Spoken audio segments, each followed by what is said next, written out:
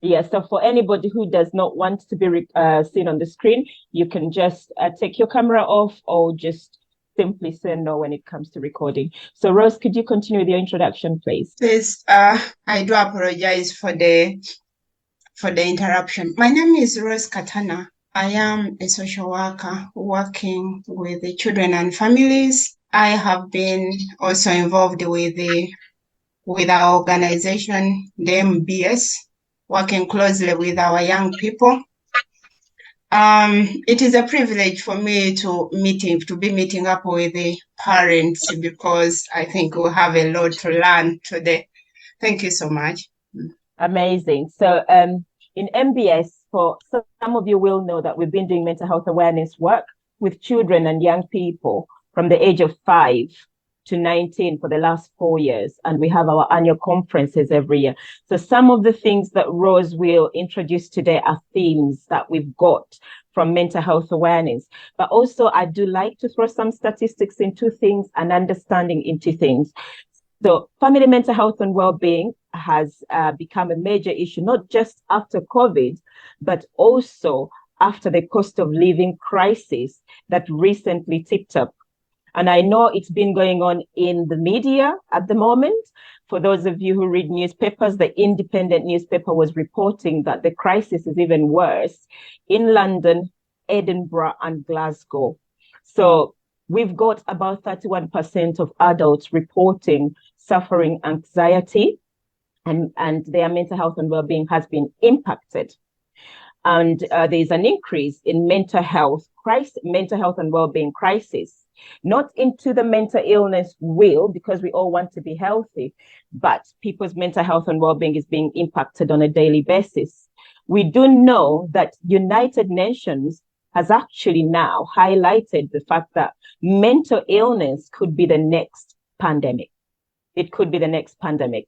So during this cost of living crisis that we are facing, media is reporting an increase in, especially as people Black and ethnic minority background, or global majority, as anybody will call us, or people of color. We do have zero contract hours, so we are working more hours than we should work. We are having poor sleep patterns because majority of us do nights. Majority of us work 3 to 4 days. I don't know if people read newspapers, but recently there was a report of an African gentleman who died in a taxi in London coming from work, and they discovered he was actually working three jobs. So he would come from one job to another three times in a day, and not very short hours, and really laborious jobs. So what time have we left for our families and children? Because for those also who know that we do some work with Merseyside police, there's a report of our children being increasingly recruited into counter lines to carry drugs. And if any of the parents sent your children to mental health awareness, we actually had a story of a young person who declared that there was a girl of a white background in school who used to give out money, and she would just literally give you free money, until one of the parents found out that the son was holding £200, asked him where he got £200, and this girl was giving out this money. But when it comes to a point of not paying this money, this girl would then ask the colleagues to go in and give a parcel to this boy to take it somewhere. It could be Scotland, it could be Coventry, it could be Birmingham, it could be anywhere. But again, how does this impact on you as a parent, not knowing that your child has not gone into school? You're looking for them, you can't find them. These are kids we see all over the newspapers missing in a week or two weeks, and then they appear again at home. What are we doing to support our mental health and our children? And I'll send that now to Rose in terms of some of those themes and what you see in terms of social care and our children being taken away into foster care to be supported by institutions like social services. Rose. Thank you so much, Justin. Yeah, You know, I think one of the issues we've got, especially for parents from a Black and ethnic minority background, is because some of us, this is based on statistics, we are single parent families, whereby we end up working extra hours because, of course, we've got to make ends meet. And that has impacted on our children. One, we are not there physically. We are not able to monitor what they are doing. Again, we are not able to support them, support their development. So what has happened, these children have been raising themselves, or the people we leave them with are not very, very, keen on monitoring them and safeguarding them, especially during summer period when the weather is good. Our children like playing out on the streets, but are we monitoring them? We are not there. We have gone to work. What is happening? People are targeting vulnerable children, and majority of the children that are being targeted are children from, the ethnic minority, where the income, is a bit scarce, and we need to work extra hours. We are not there. These people are not, I would say they are very clever. They know how to identify children who are in need or families that are a bit struggling. They will either go through, it can even be your neighbor. Your neighbor can help in recruiting your child without knowing how. They know you very well, especially if your child, of course, they are friends, they share. I've got an iPad you don't have. And this is Christmas time. Christmas time also puts a lot of pressure on the children because they will be sharing what they have got. So they are targeted. And what is happening? A child who is outside or used to be free or streetwise will be given something. First of all, it can be something to like a sweet. They can use, we've seen they have used the children as young as 7. And they entice them or recruit them by giving them attractive gifts. It can be something very small. They start with the small things and then they start teaching them to be secretive. Some of us don't even check our children's bedrooms to see what you have bought and what you have not bought. We don't even have time to check our their school bags. What are they bringing back from school? You've got to be very keen on asking them, how did you get this? Because you don't know what it's going to lead to. Next, it will be an iPhone or money. But there are consequences, because once they accept a gift, then they have to agree to carrying out what is expected of them. They're already tied up to the expectation of the perpetrator. So they will ask them to start delivering drugs unknowingly. And do you hear me, please? I don't know whether it is can you hear me? Okay. We can hear you properly. Yeah. They will ask them to be delivering drugs. They will do it successfully because at first it is not suspected. And they even introduce them to taking the drugs. What has been happening? We've had incidents where these children have been involved or caught up in a fight because they are sent to deliver like a package. There will be someone waiting at the other end. But if there is a revival gang and they start fighting, your child will be caught up in the middle. So what has happened? There have been so many reports we receive of children who are being neglected. We've visited the homes whereby we've, found children unattended being left on their own. Consequently, we end up getting involved. If we found the children alone, unsupervised, and there isn't any child that you can say that, of course, they are mature, they can take care of their siblings, then those children can be taken if we are not very, very careful. But if they are not taken, sorry, Rose, just cut that through. I wanted to capture the sort of psychological pressure you're actually defining on the parents to be able to balance the family with social care and mental health and well-being, because some of those things you're defining are the things that are impacting emotional regulation for parents, hence reporting increased anxiety, increased pressure on things, increased psychological and well-being in terms of, especially a lot of females, we get diagnosed with bipolar affective disorder, where your emotions are either hyper or hypo, which is attributed to poor sleep and a lot of pressure that's going on in your life. But I know that I can see quite a lot of people on the forum today, and I wanted to see if I can pick if there's anybody who wants to make a comment on those issues, because you're doomed or not, because we do want to provide for our children.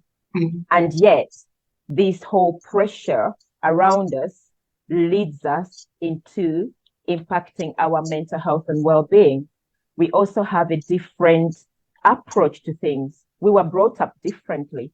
So in my country, there's no definition for depression. There's no definition for schizophrenia. In fact, what we see in mental health as professionals, we stigmatize ourselves. We don't want to talk about mental illness. We don't want to talk about these things because they are taboos. They are related to witchcraft. They are related to all sorts of things that we've never talked about. So I'm in my 40s and my parents have never talked about mental illness and well-being to me. So I don't know if there's anybody who wants to comment about this, because we don't find it easy as parents to talk about this. But when social care are assessing our children and taking them away, do they put in perspective my culture sensitivity? The fact that my culture defines mental illness differently, and do they support me to understand it better so I can live in this community that I live in? Yeah, I think we do. We actually do. It's only because some of, I would say that we are not, majority of us are still learning about being culture competent. Previously, I thought, it's very good. It is very easy to make assumptions that you are culture competent when you are not. I'll give you an example. I was focusing more in my career, on knowing other, ethnic minority, their culture and the rest. And I had never paid attention to knowing our white counterparts, the differences. And I was so shocked. So when I was dealing with someone else, one of the families I was involved in, then I realized that I wasn't culture competent, with the white people, but with the black, yes. So we try, but we are still learning. But one of the major hindrances, much as we try, of working with ethnic minorities, especially people from Africa, I would say, we are very guarded. I think we fear the services. We look at social services as our enemies when we are not enemies.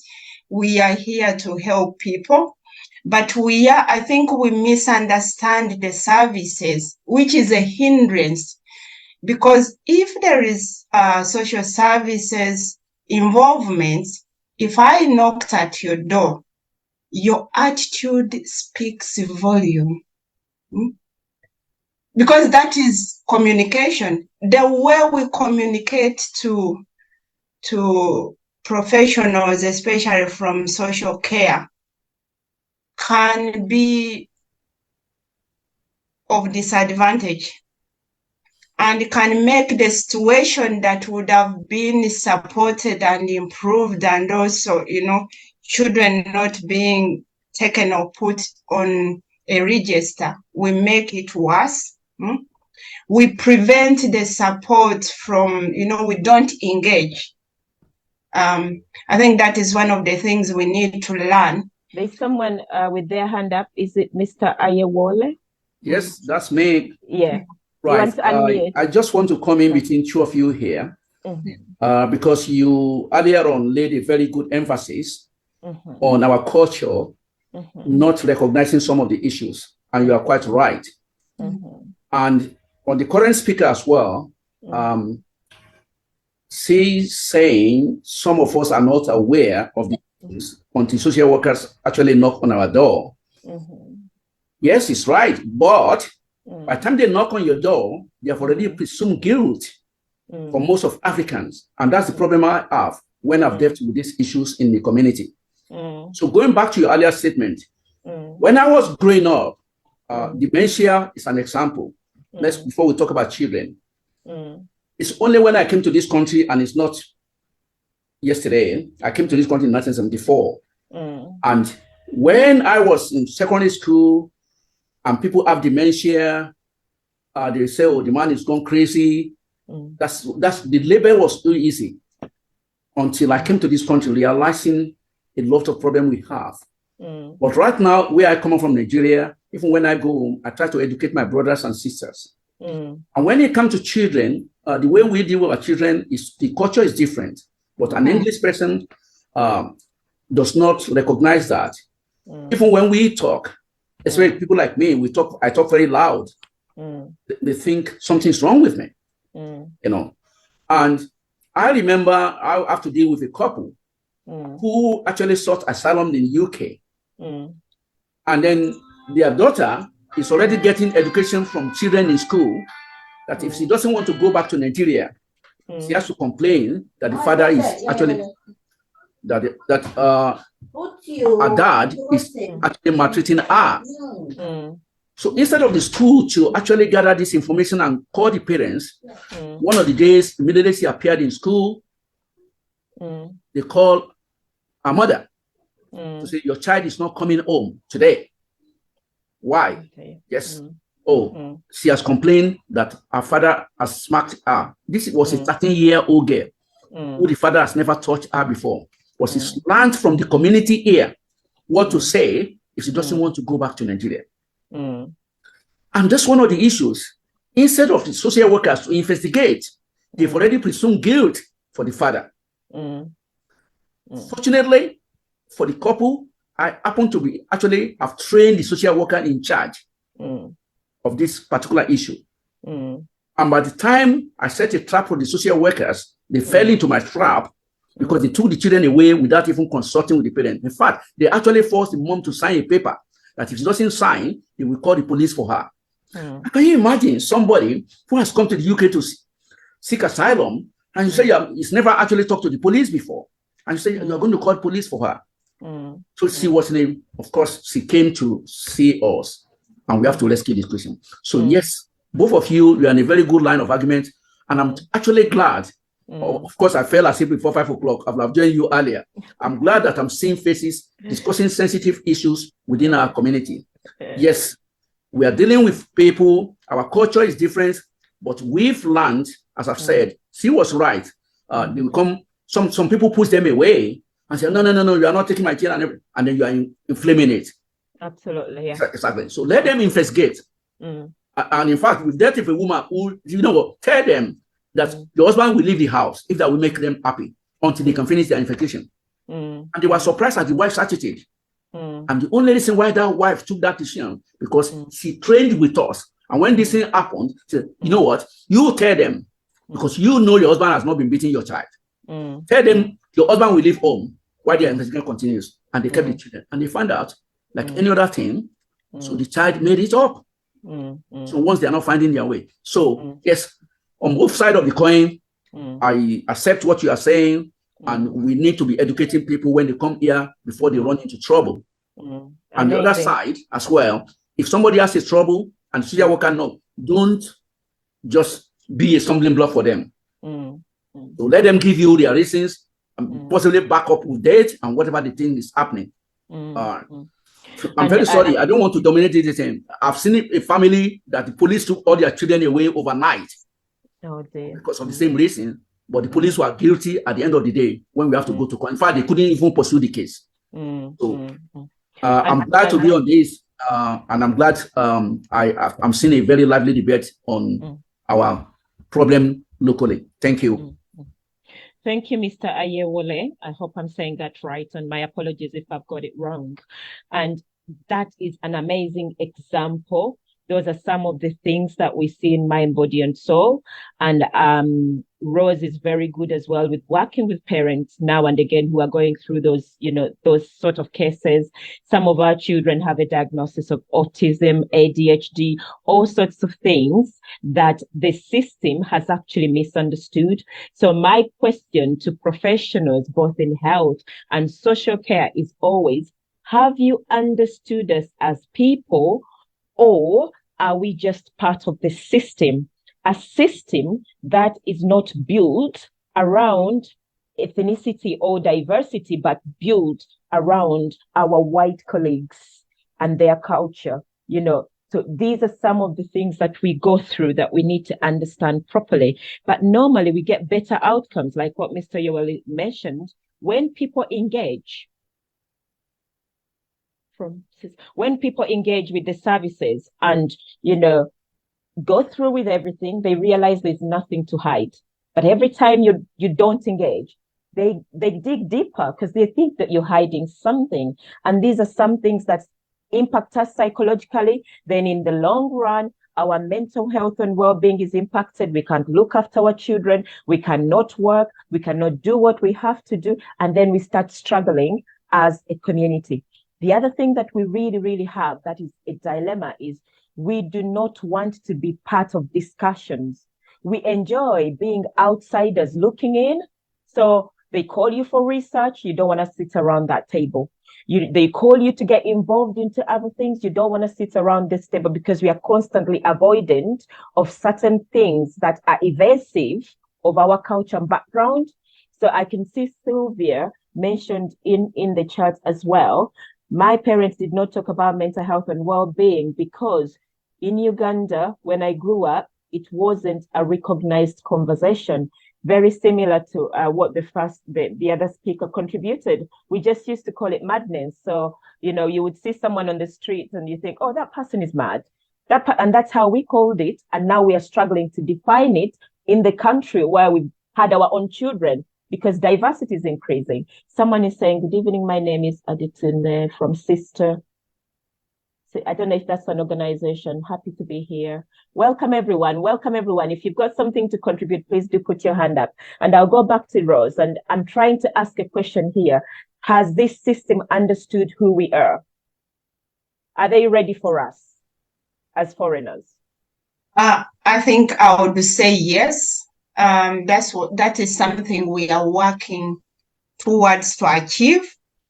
It's not going to be achieved in 2 days, but we are working on that. It is work in progress, and I think we are trying to do our best. And I think I would advise parents or everyone who is here, if you feel that you've been treated unfairly during the investigations, know your rights. Yeah. Put in a complaint, because if you don't complain, people will not know that you've been mistreated. Another thing I would want us to know is knowing the law.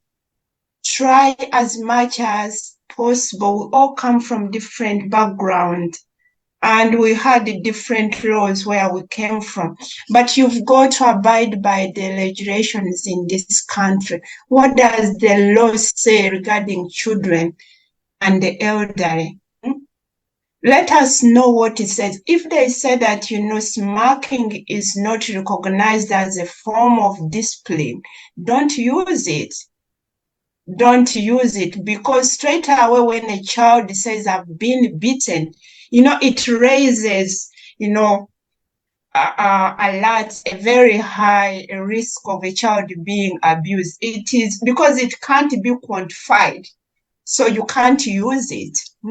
So let us try to learn other ways of disciplining our children, because majority of the children that come to care from the African background, it is smacking, being smacked. I know some children lie, but again, children, when they lie, the parents are not willing to engage, which makes it worse, and the children ending up being taken. Unfortunately, if there is only one child that has said that has been smacked and the parent don't engage, all the children will be taken until the investigations are completed. But we've got to think about the impact this has on a child. When a child is taken away from the parents, attachment is broken. The child is tortured. I was about to get in with that as well in terms of mental health and well-being. When you look at the structure of the family, like what you're coming to, Rose, a child is taken away, so the attachment theory applies. Those attachments are broken. The parents are also literally chaotically pushed aside. Sometimes I've attended investigations where they are being asked, either the husband or wife to leave the home because one of them is attributed to that incident. So one has to leave the home. Sometimes the children are taken away, Rose. And what really makes me sometimes clinch is they are taken away for a short period. It could be 3 months, but those 3 months can be 2 years to a child's mental health and well-being, because they're being taken in a totally different environment, totally different structure, totally different ways of living. And sometimes we are not very many foster parents of color, all from ethnic minority backgrounds. So they are literally taken from a Black family to a white family. And sometimes I have a routine at home. We go to church on Sunday, we have Bible studies on Wednesday, we do all these things. And those things are not done in the other environment. We have a routine. I need your phone at my table at 6 in the evening. So you do your homework after tea, then you go to bed. Then they go to an environment where the phone is not taken away. They come back home and straight away they are saying, it's my right to do this. It's not fair that you're doing this to me, because their ways of doing things have been changed. And then it impacts on our mental health and well-being as parents as well. And having that, we don't know how to have a conversation. We parent children the way we were parented, most of us. So my question to social services is always, have you understood my upbringing as a person? Because I might be doing things from what I knew. I'll give you an example. In Africa, in Uganda, where I come from, my mom used to say, I'll beat you 20 times before she beats me. So I would do something. I will beat you. I will beat you. But she doesn't necessarily beat me, but that's her way of threatening me. Now here, when you say it, social care will say you're threatening to hit, which is attributed to in terms of safeguarding. And I want to pull in somebody that I saw that I know is a safeguarding expert, Teddy Matovu. I don't know if you can help us here. So you're threatening to beat, which becomes an issue as well. But actually, when your parent says, I'm going to beat you, I'll beat you, screams at you, how many times do they beat you? So for me, the stimulus around this system impacts our mental health and well-being. We are going into a financial crisis at this moment in time. I don't know. I work in NHS for 21 years, and I know just 3 people in my trust who are band 8A and above. I know about 6 who are band 7 and a few who are band 6. The rest of the Black and ethnic minority colleagues sit at the lower bands, band 2, band 3. We have so many band 3s. Most of them are bank and agency. That means they have 0 contract hours. So whatever shift comes, they will grab it before it goes. Because if they don't grab it, they do not have payments if they're on mat leave or sick. So they grab as much as they can. So this is where, Rose, you mentioned that sometimes you go to families and there is no adults in the family. Yeah, then it becomes a big issue with social care and family, family interventions. But this institution has not welcomed us into going in those careers that are going to pay us 50K a year. People are being paid 18K or 0 contract hours, and they're working as hard as they can. How do we support our people to fit into this system during these critical moments? And if there's anybody there who wants to comment something, someone is saying, hello, please. Yeah, I think that's to you, Rachel. Somebody's asking about volunteering. Could you answer that? So that's my question, Rose, as you know, in terms of social care. And if there's anybody who wants to contribute, please, this is open to us. We want to discuss these. These things are recorded. They are always onto the website. We send them to the council. We want people to know. I always say to people, I want this institution, this country to know that we are here and we are not going away. Our children are here. Our grandchildren are coming. How does the system help us to be what we can be? I can see Mr. Ayewale's hand. Yes, thank you again. I just want to make a suggestion in relation to what you've done. This is a very good forum, which you need to actually make bigger. And I will suggest, I don't know where Rose works, I would suggest in future seminar like this, invite somebody with a top level at the Liverpool City Council. So when we are discussing this issue, just like the simple example you've made, it's happened to me before. My dad said, "Oh, Wodin, if you don't do what I ask you to do, I will cane you now." He wouldn't have to even repeat it to me twice before I do what he wants to do. He doesn't mean it, or he didn't mean it, but he just said warning me. Whereas, as you've said, in this country, the children will take in different country. "Oh, Dad, you can't do that to me." So, right. But I think, and I actually laid emphasis, when I used to work, when something happens, I invite whoever is in the city council to come and sit down with us. And I've done it more than 4 or 5 occasions. First of all, you need to recognize what is going on here. Especially the first time, I have to use Section 17 of 1989 Act, when we have a family who were homeless. And because they have a child, I said, so I asked one of the students, can you call the social worker? They need to actually ask this family. And of course, the social worker was training with me for the city council. I'm talking about 2014 story. And I said, hang on, yes, but we have to take the children away from the parents. So the girl said to me, this is what they said. I said, can you ask them what is the offense of the parents? Mm. So she asked, I said, they can't feed their child. I said, oh, so is that it? Can you tell me nothing, the Act, Section 17, what actually differentiates a British couple with a Nigerian couple that we are having now? Mm. So, because they are not drunks, you often said they've done anything wrong, so you can't take the children away. The Act says children in need. Mm-hmm. So you need to look after them. But from that day on, the tunes change when they speak to us when somebody is stranded. Mm. So we need in this forum to talk to social people. Come and listen to us. Maybe Rose works in there. Let one of their top managers, and I've done this before, let them come to listen to us, so that when their social workers actually go out to deal with issues, they shouldn't presume guilty of the parents before they knock the door. So we need to invite them to forums like this. That's just in line to what you just said. I will declare here, in fact, I will declare here that I've written to 2 local authorities. And one local authority here in Merseyside was actively wanting to come to it until they took it to the top bit up there. And the top person said, no, because you're not going to be psychologically safe in an environment where it's them against you. So we need to think about it. Mm-hmm. And it's been 3 months until they're thinking about it now. In fact, it was not to meet a big group.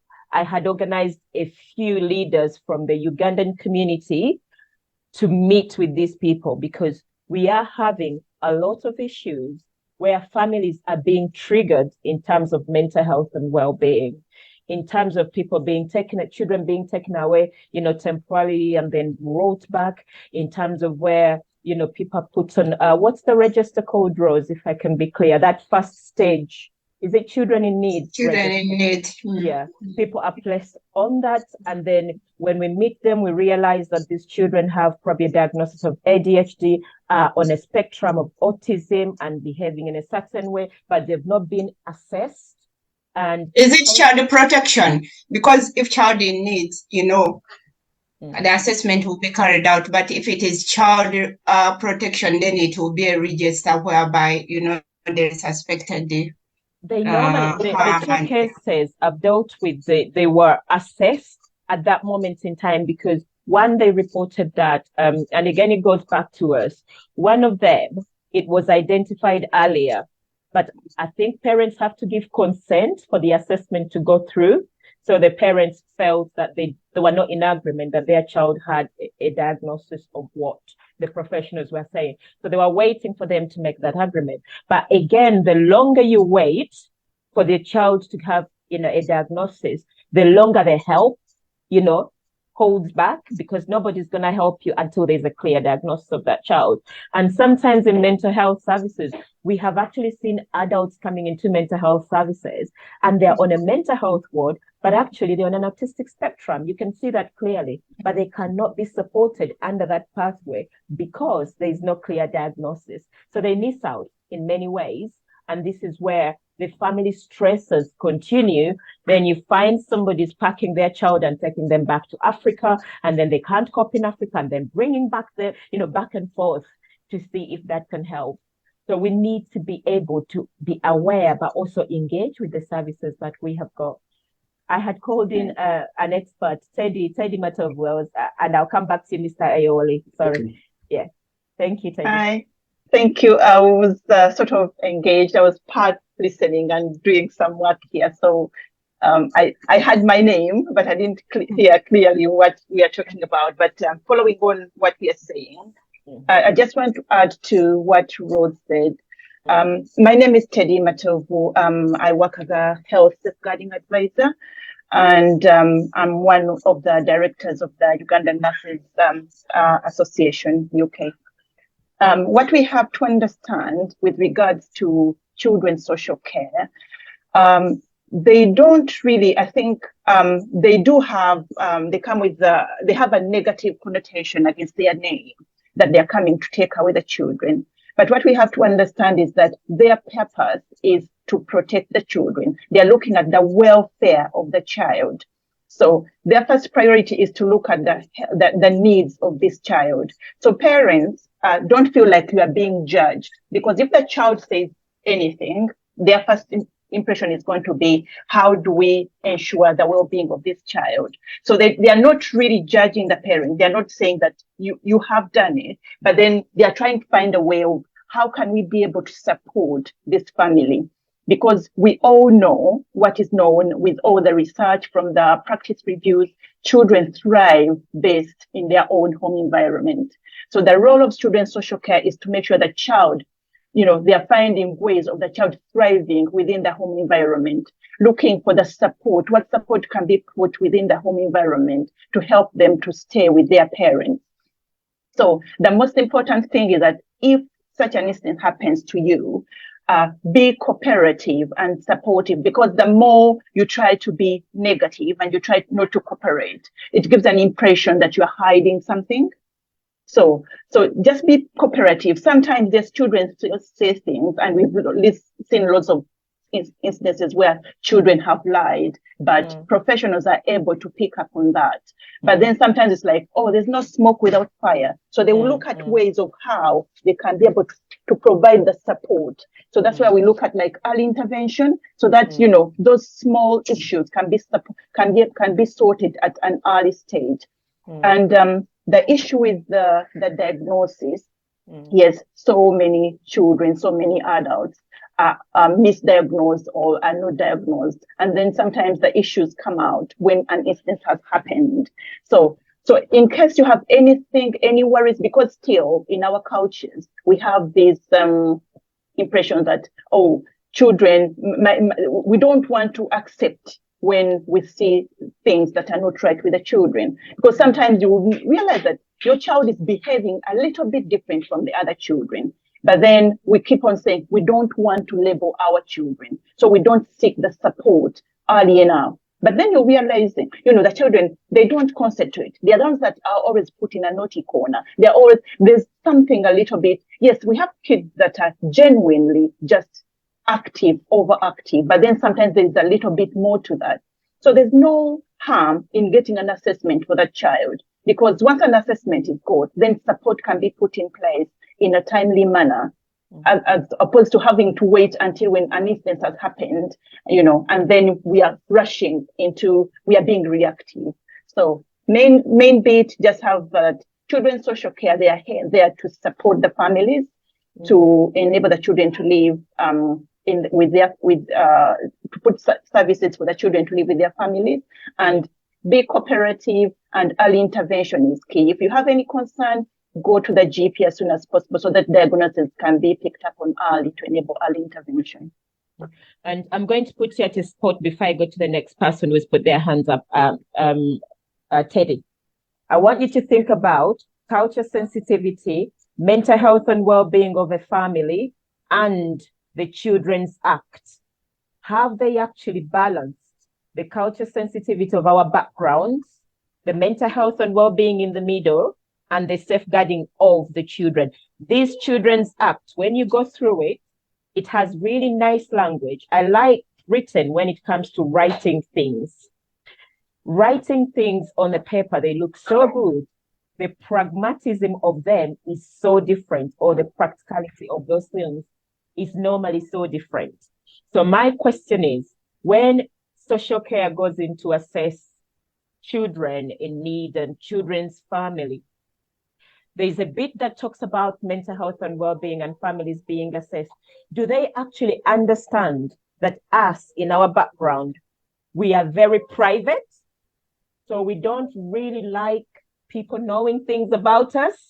We have to trust you. Even I'm a nurse in this community for a very long time, and it has taken time.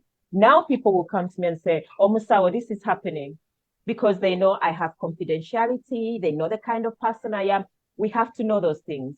But you guys are going into somebody's environment the very first time, and you expect them to give them everything. So I'll give you an example. At one time, I agreed to support a family that was going through a situation, and they came to assess me. Trust me, my education was in Uganda. I had to tell them from primary school to where I am now. I had to tell them things about my life that I probably would never tell anybody. So my question again is, has social care understood us? Because that caused me a lot of anxiety. And I'm a mental health practitioner. I thought I had to go through, any relationship I've ever been in since I was a teenager, everything. Has this country, understood us? Is this, safeguarding policy for us, or does it need to be looked at? Cultural sensitivity is key, and we've had lots of incidences where cases have been handled inappropriately, and there've been lack of cultural insensitivity. And that is one of the new agendas that is on the drive. And we are having a lot of seminars regarding cultural sensitivity. However, having a culture is not an excuse for not understanding the law in which the country you live in. So it's important to understand the law, because you can't say, where I come from, this is how we do it. However, you're in a different country, so you need to be able to understand the law and work within the law. However, yes, we've had lots of incidences where they've been, and like children, young children, they've been treated like adults. So those kind of instances have happened, and we are having lots of practice reviews in relation to that. So lessons learned, and we are learning. Could you drop a bit of what do you mean young children being treated by adults? Because I've not been challenged for telling my 12-year-old to cook. People in work kind of say, does your daughter cook? So what do you mean by being treated as adults? I think part of it, there are some instances of assessment. I think there was a case, I think the big case was in Hackney, and it was a young person. And usually if a child is under 18 and they need to do any kind of checks, physical checks, they should be an adult. But sometimes there are children that look older than they actually are. And then this kind of, they were not given that opportunity to have an adult to be around. So it's the system. It's not parents treating children as adults. It's the system treating children as adults, and then they're not given the support that they need. So that is also part of the cultural sensitivity issue that is going on at the moment. Thank you very much for Teddy for that input. Mr. Oyewole, please. May I add something before Mr. Oyewole? Yes, sorry. Please. Yeah, I think with the children being treated as adults, it is in two ways, adding on what Teddy has said. We've had incidents, or we've been involved with the families whereby the child takes on the responsibility of caring for their siblings. Mom is not there all the time. It's like the child has got to grow into an adult and carry out all the housework, yeah, taking care of the young ones, cooking, cleaning, and everything because mom is at work. You know, that robs the child of their childhood.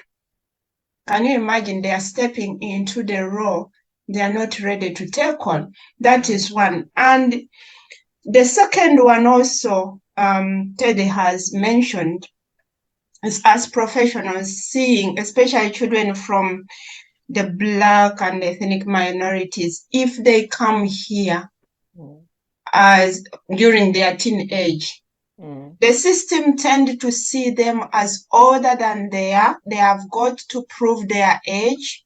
Yeah, we've had so many children that have been neglected because the system is seeing them as adults. Yeah, and they are not safeguarded. That's why we see most of our children joining gangs. It's like they are looking for sense of belonging. Yeah, so the system in that way is also, I think, letting down our children. But again, as Ted has said, I think this is something that is being, worked upon, So can I just ask a quick question before I go to Mr. I know he's been, I apologize. When you said the system has not picked them up, every child who arrives in this country and is in school age will be allocated a school by the local authority. And if they're at a certain age, obviously, they're below 18, so they are the responsibility again. They are a child, they are seen as a child. So the system does not pick them up how if they're allocated a school by the system. No, we've got children who have been allocated the schools, but they have behaved as adults based on the person who assessed them in that school. Okay. And they have reported back and said, this is not. We had an incident whereby one of the children was regarded to be an adult, and they had actually to stop them from going to school until the assessment was carried out based on, some of the things that had happened. I can't go into details of what was happening, but that particular child was posing some risks to other children that also made them doubt or dispute the age, Okay. That could have been maybe from the exposures they had from where they were coming from. Again, that's where the cultural sensitivity also comes in, So someone in the comment section just said, the policies on paper look superb, but unless you've been there, you will not understand how these things work. I have learned that in 5 hours country, LA is the law. They are above any judicial system you can think of. I've not understood the last bit anyway, but Then another person in there said, I think the point of children looking after other children can be attributed to the fact that parents do not have enough help, like in our African countries, and so look up to the elder children for help. Mr. Oyewole, please. Yeah, thank you. My apologies. No problem.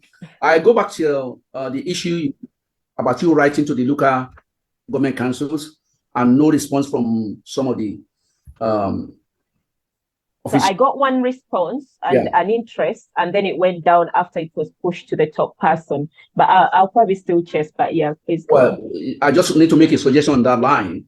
I would suggest if you know the local councillor for that area, you can demand a meeting with them. So I've done that several times. If something's happening and I'm not happy, I demand a meeting with the local councillor. And we sort it out. Thank you very much. We need your help here. and the officials in the office, they don't seem to be understanding what we're about to say to them. Again, what Teddy said earlier on, the law of the country is the law of the country. It's written for them and for us to obey, to go along with. And I always advise people to do that. Because once you abide the law, they are not, most of them, they are very understanding, but some of them are not. And it's very obvious when you look at the political system as well, why they are not. So we have to look to make sure whoever we are dealing with, our own people, obey the law. I've gone to the extent, like in the last 8 weeks, students coming from Nigeria who are couples, I visited them, telling them, don't smack your child in this country. You'll be in trouble. I said, because you are not in Nigeria, I'm very sorry. In fact, the lady was looking at me. I said, what is he talking about? I said, yes, if you think they are not wise, they are very wise. They will go to the school. Oh, my dad, my mom smacked me on the head. And before you know it, you don't even know what they are talking about when they knock at your door. So I try to educate people, and I will employ people here as well. Please educate people before. After you've done your bit, if something goes wrong, then you need a help. So what Rose said earlier on, again, my family, unfortunately, we have 3 boys. Fortunately, with 3 boys. But my second son, is now one of the best cooks in the house, because it's not that something was forced. So what I'm trying to say here, according with what Rose said, don't force the children to do anything if they are not interested. It brings a lot of, yes, you want them to know that when they go home, oh, wow, fine. But the consequences of if something goes wrong, because things have gone since baby P, the country has seen a different way of looking at the law. And because those people who are there at that time, those who were sacked because they, they think they are doing the best thing, but it backfired. So since baby P, the social workers, you know what, I don't want to be involved in this. I need to do something. In doing so, they are putting more pressure on our family, especially like Rose said again, income, or actually was who said income, yes, it's not good enough. But at the same time, don't let a 13-year-old be doing a job that is meant for an adult, especially if he's not happy doing it. My second son was happy cooking. In fact, sometimes the mom has to drive him out of the kitchen, and it's, but I was happy. Whereas the other 2 are not interested. Nobody is forcing anything on them, But they realized when they left home, wow, I missed something. And they always come in for their mommy's food. So I stop at the moment. Thank you, Mr. May I add on what you've said, that, don't force your children to do house chores. What we say, we are not saying that children should not be involved in the household tasks, but they should be age appropriate, and also assess the risks. Because if a child is interested in cooking at a young age, be there to show them how to do it properly. Again, it is teaching the children independent skills, but in a safe way. Because if you don't engage them in household tasks, that is neglect. You are neglecting them. You are not preparing them for tomorrow. It is how do you do it safely. And interestingly, I want to send this back to you. It's a statement, and you can, both Teddy and Rose. The statistics for children in care show that less than 2% go ahead to achieve higher education and jobs in life, but actually you're taking in 23% of children. So while you encourage us to teach them independent skills, what's the gap there that social care are not filling to support the children who are in local authority? I know they are given loads of money, they are given loads of good things, they are given a certain amount of money every week, but what skills are being given to them to prepare them for tomorrow? That can be Rose or Teddy to help me with that, please. Okay. It is still known that children thrive best within their families. That is what the main aim is. That's why they work hard. That's why the first instance, if an instance happens, children are not usually taken away straight away unless there is a high risk of harm. and that maybe a child has been injured. Usually they will try to work with the family to make sure that they improve their circumstances, because children in care, despite the fact that it has been redeemed a safe environment, they've been taken out of their home environment. Unfortunately, many get harmed while they're in care. And resources are provided, but still, there is still some gaps are still there. That's why usually, even when they're in care, they really try to work with the parents to see that they can be able to come back to their parents as well. Okay, lovely. This is a question for you, Rose. What is age appropriate for children to be given a task to do, like cooking, please? What's age appropriate for children to clean their room? And if they don't like it, what happens? I'll give an example of what I do at home. I'm a social worker and I'm a mother as well. I always start with my children at a very early age to involve them in house tasks. Giving them simple tasks like take that cup, take it away, clean after yourself. After taking tea, put your cup away. Yeah. If I'm washing up, I will start inviting my child to see how I'm doing it. If she is 6, yes, I will show her how to wash the cups, how to wash the plates. It depends. The children mature differently. As a parent, you know your child. Some children are quicker. They grow very fast. Others are a bit slow. So do it at their pace.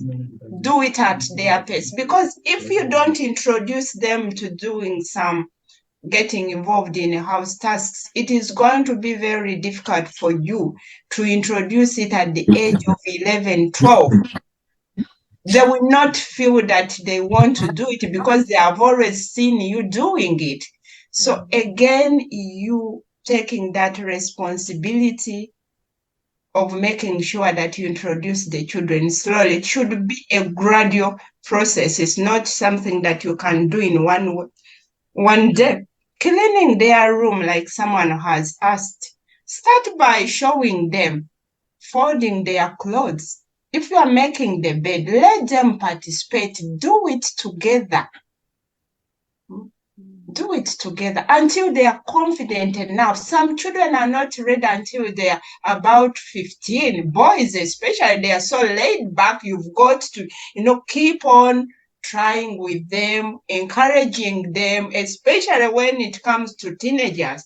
That is the time they regress and start, hanging their clothes on the floor. The wardrobes are not, fit for their clothes. They will always hang them on the floor.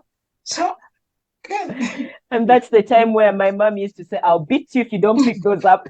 And now it's becoming a threat to beat and children being taken away. So we've got to constantly remember that.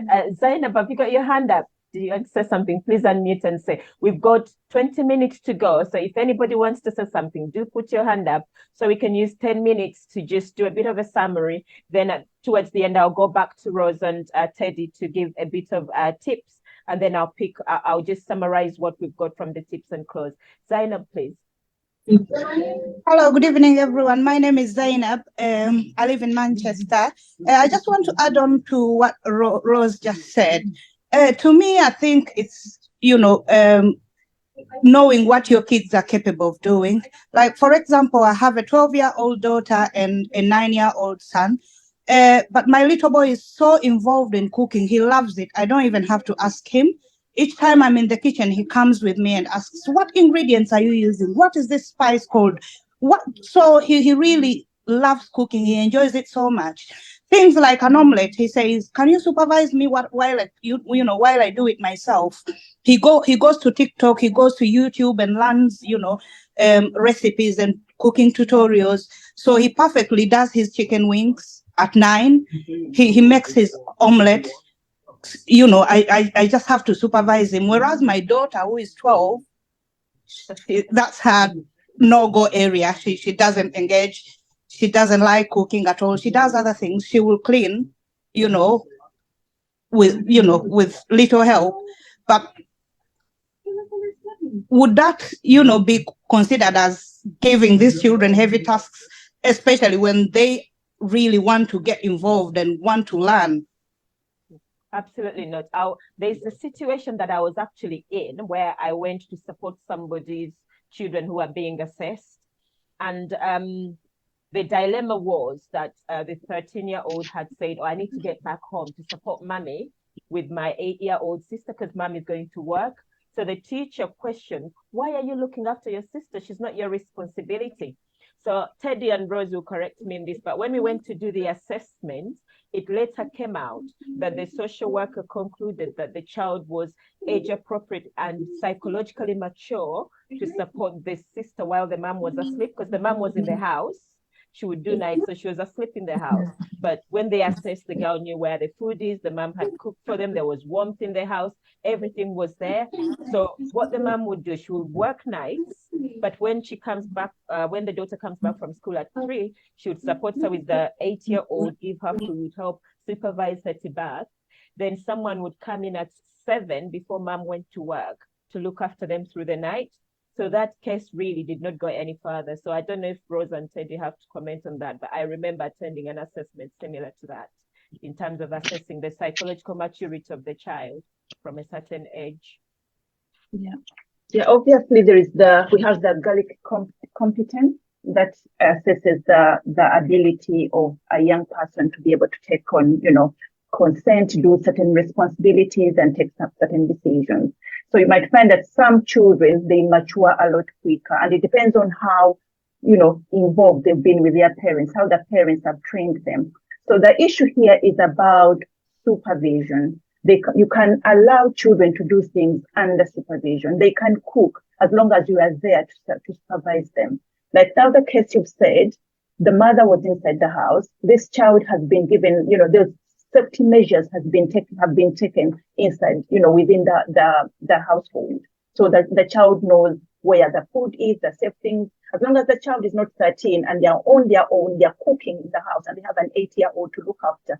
So though she's 13, she may not have that mental capacity to know when I'm cooking, I need to know where my young sister is, because she could go to run after the young sister and whatever she's cooking burns. So it has to be within reason where, the safety has been you've done a risk assessment as a parent to make sure that children can be safe without your direct supervision.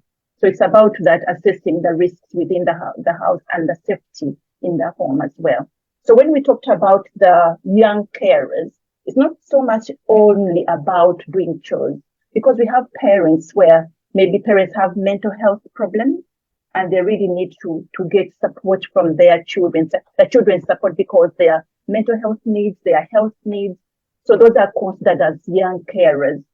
And it's well understood within the system. And there is support out there, because if you are a parent, you have medical needs, you have mental health needs, and you're relying, because sometimes parents do rely on their children to support them, because sometimes after they've taken their medication, they are not able to function as well as, to their parenting capacity is going to be impacted.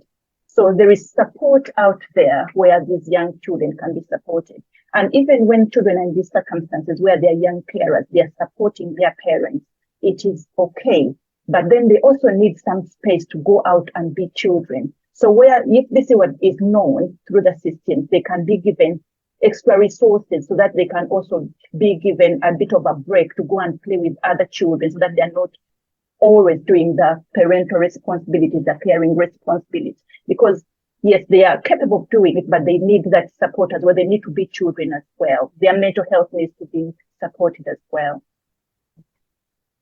How do we, because sometimes you can be afraid to declare that your children are supporting you with this to get that right support. How do we feel comfortable and understood? Because somebody once said to me, the more you give these people, the more they judge you. So how do we feel safe and comfortable to say, actually, I have a diagnosis of schizophrenia, I'm on medication, I am well enough, but when I'm relapsing, I feel this and this. How can my children be supported? Do we feel comfortable due to institutional racism to say things like this, Teddy? I think it's sort of maybe sometimes it's that lack of information. People don't know what support is out there, and people are always worried about the system. I think the most important thing is that it is to know that the system is there to support the parents, whatever the circumstance. It is there to support. So you can go through the school course. They can be really very helpful. And the GP can be another source of help. And if you are mental health, is different from SEND, or is it the same? Help me. SEND it's sort of the SEND codes work with the SEND. It's SEND is a student with special education needs. Okay. Yeah, something like that. Yeah, but the SEND codes are normally the ones that work if you have issues safeguarding. If you need any support, usually it's the SENCO within the school to go to. So so it's about tapping into the resources. And if you go in to seek for support, it's different when something happens and then and there's an incident that has happened and then it is just picked up because the child is so stressed and then they go say, I don't rest at home because I'm always supporting my mom. But if the mom goes in and says, actually, my daughter supports me with A, B, C, D, then they'll find support to be able to help you. Yeah. All right. Thank you very much. I'm just mindful that we've got a few minutes to go. Does anyone else have a question or anything before I call in Rose to give us a few of her tips? Teddy, and then we close. Or anyone with anything else to say before? Sorry, the Zoom is supposed to end at 7 p.m. I think I made a mistake, not 6 p.m., 7 p.m. Well, I put it down 6:30. Oh, okay. Yeah. So we'll just check if anybody has anything to say. Then I think the next one, just to remind people that we've got another Zoom on the 15th of December. It will be done by Dr. Ajit. He is an operation business manager in NHS. And he'll be doing something on cost of living crisis, a focus on mental health, but he'll be looking at symptoms and signs. But also what I'm going to have a chat with Sylvia after here is how we continue these sessions. At least if we can have one every month to just talk about these things, because this is how we know what to do and how to move on. So every time we have one, we'll be telling you when the next date is. Then invite somebody, invite a friend or anybody who can actually give us some information in these sessions to see how we need to live, happily in this environment. We've got people from London on here, Liverpool, Manchester, Coventry, Birmingham, and we are all talking about the same thing. So there's a problem here that we need to be able to work around. So Rose, if you can just give us a few tips before we go. Thank you. I think one of the things I would like to ask ourselves is be supportive of each other. If you know that your friend or a family member is involved with the social services and they are stressed about it, be of support. Mr. Oyewore, sorry, can't pronounce it very well, has said that, he has been very active in educating people of what the law says in this country. Let us educate each other about what the law says, because we've got to be abiding by it, especially when it comes to safeguarding children. Let's try to avoid doing things that will put us on the other side of the law, like smacking the children is not allowed. And where we've found ourselves that one is involved with the social services and maybe it has led to removal of the children, we can be supportive by putting friends. I don't know whether people are aware, if you don't want your children to be taken care of by foster carers, and you've got a family friend, can be a family or a friend who is willing to step in and take care of them, but assessment will be intrusive, as Justina said. It is very intrusive, and the reason why we do it when we are assessing, it's not that we we we want to expose someone who's maybe whatever they did in the past. It is the venting. We want to make sure that the person we are entrusting the child with is safe, does not pose any risk. Yeah. But if you can go through that and help the child so that we can minimize on the impact of children being taken to someone who will not be able to take care of them in the same way that you would have loved, and reduce on the impact of separation, attachment, and the rest. That would be very, very, very well, very good. I don't know whether there's anything else you wanted me to say. No, thank you very much. That's lovely. Miss Oyawe. Wale, call me Wale. Right. Wale, yes. Just in line with what Rose said, I remember again, this is about 2014, a lady in our community just had a baby and she developed one of these mental illness that followed after delivery. Now, on the consequences, which was very bad, was that because her husband couldn't cope at age of 40, the husband died while he was still when he was struggling with the mental illness of his wife. Now, somehow, the city council got involved. They wanted to take the two other children away, and we stepped in. Not only we stepped in, we actually gave each other assignments in the community. A lady who was a social worker would be sleeping with her, looking after her, and then somebody in the community, a man, volunteered to be taking the children to school every day and to mosque. And that's how we won the battle. Wow. So they back off because they realized the community was very, very cooperative in dealing with this issue. So the power is with the council, but you can take that power away with them with logic and applying the law. Wow. So we need each other's help. It can be very simple. It's not as dramatic as we sometimes think, but we need each other. And this forum that you people are engaging in, that you are calling meetings, it will be very, very helpful because a lot of people, they're not sure what to do when something happens. So Nigerian community is very complex, and not only it's very complex, we also have our ethnic groups, and we've helped each other in fighting issues like this. So we need each other to fight this problem. We need to educate our people. It's not lost when you are approached by the council. Get people who are knowledgeable to help you deal with it before it's too late. So that's all I have. I thank you, all of you, for good contributions, and I'll be prepared to maybe, in fact, I will recommend a colleague of mine who is in Manchester. He's an Ugandan, he's a Zimbabwe guy, very experienced social worker, and Durani Raposo is excellent, and I mean excellent. We worked together for about 7 years, and I know his worth, even though I'm not a social worker. So I will actually encourage him to come to the next forum when this meeting is held. Thank you very much. Lovely, and I'll get his details off you when we finish here. And I think I do appreciate the message you've given about community. I always say to people, I have this slogan that says, together we can.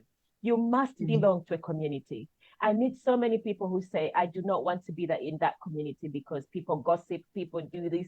So the same thing you said, Nigerian community is very complex. Every community is complex. The Ghanaian community has its own issues. Ugandan community has its own issues. Zimbabwean has its own issues. But what are those things that bring us together to live in this system that we live in? This weekend, I was at the Nigerian Nurses Association, and I listened. They had, Minister of Health from Nigeria. They had a lot of people there, and I listened to the president of the association talking about the issues faced by Nigerian nurses. They are the same issues faced by the Ugandan nurses in NHS. And if we join together as communities and have that unified voice, trust me, we are better heard than standing as an individual trying to fight the system. There's no chance. So I like your message that you've given about standing together as a community of Black and ethnic minority people. Someone has mentioned about the takeaway for today, making sure that we invite policymakers to groups like this. I will keep banging on it. But also what you need to realize that when we are unified, we are a threat. So this is why we need to keep unified in this situation. Teddy, your takeaways, please. I think the only thing I can advise, because others have been said, is familiarize yourself with the services you've got in your area. The system is here to support you, it's not against you. So, if you have a child under 5 years, make use of your health visitor. If you have school-age children, you have school nurses within the school. They have lots of resources. They have lots of information. You have like children's centers in the areas. There's a lot of support in there. Your GPs. So make use of all those resources. If you're not sure what to do, contact them. They will signpost you to where you need to be. You are not alone. We are all here together. Thank you. Thank you very much, Teddy. Is there anyone who wants to say something before we summarize? Anyone who wants to say anything at all?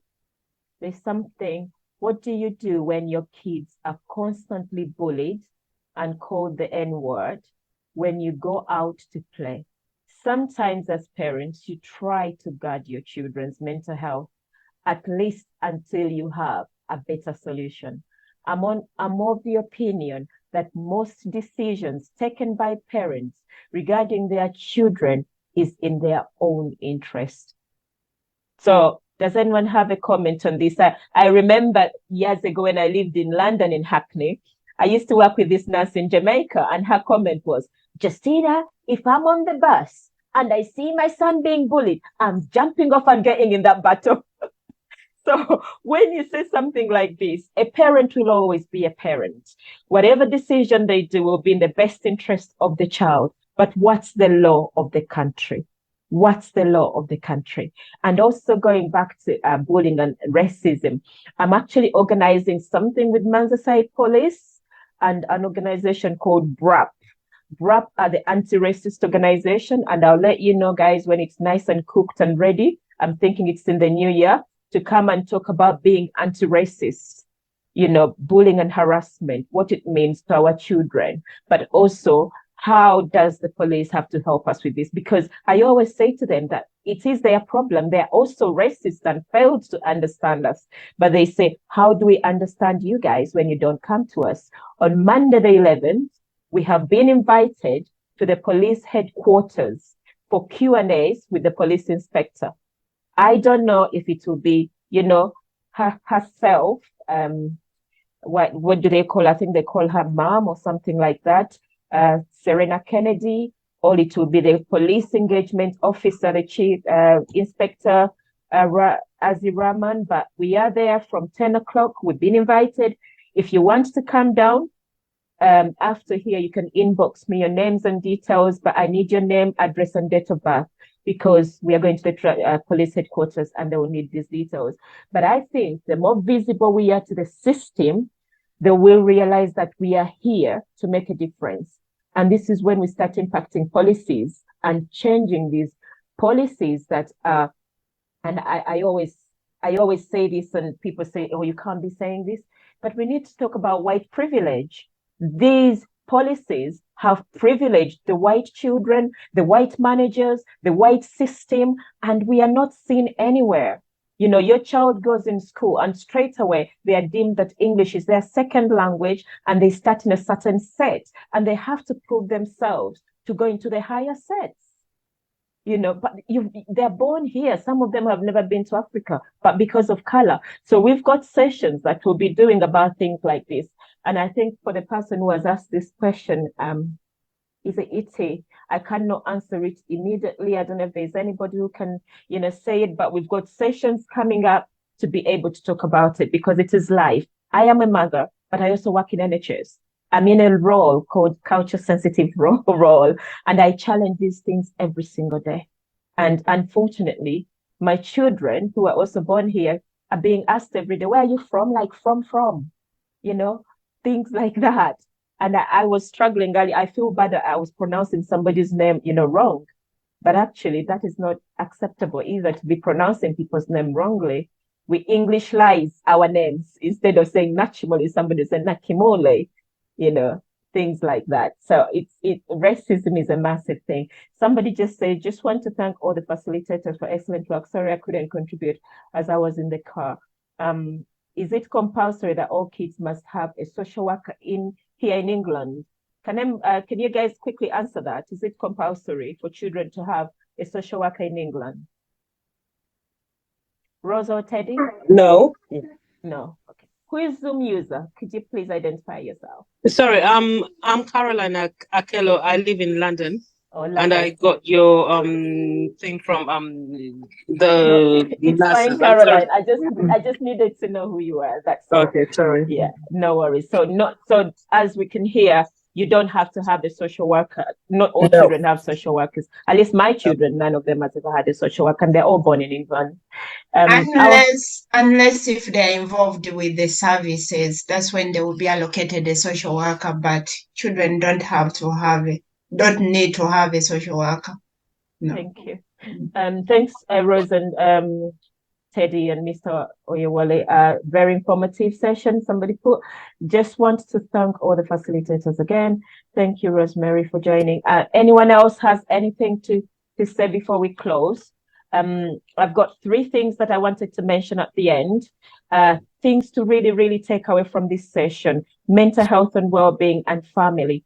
Understand the law of the land, because understanding the law of the land will help you with engagement with services, with feeling less stigmatized by services.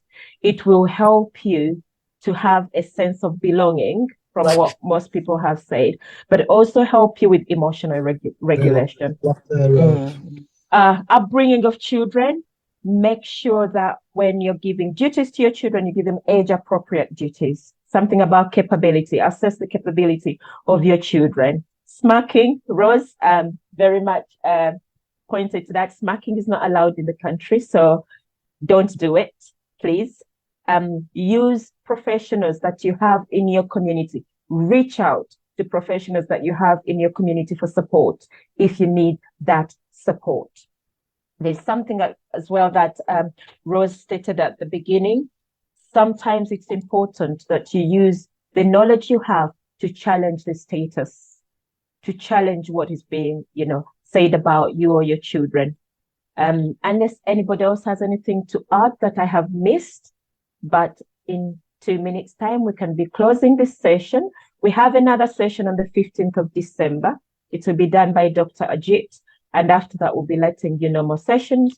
We've been invited as the ethnic minority team or community in Merseyside to Merseyside headquarters on Monday, the 11th, from 10 o'clock to 11:30 for any questions and answers and a discussion on counter lines that is actually impacting our children now in Merseyside. If anybody wants to get involved, please inbox myself. I can see Veronica is on here. Sylvia, if you don't have my details, inbox Rachel from Wodin, then we can put you on the list. Thank you very much for being with us this evening, and I hope to see you next time. Unless you have any questions, we shall be closing. Thank you. Thank you. Yes. Thank you.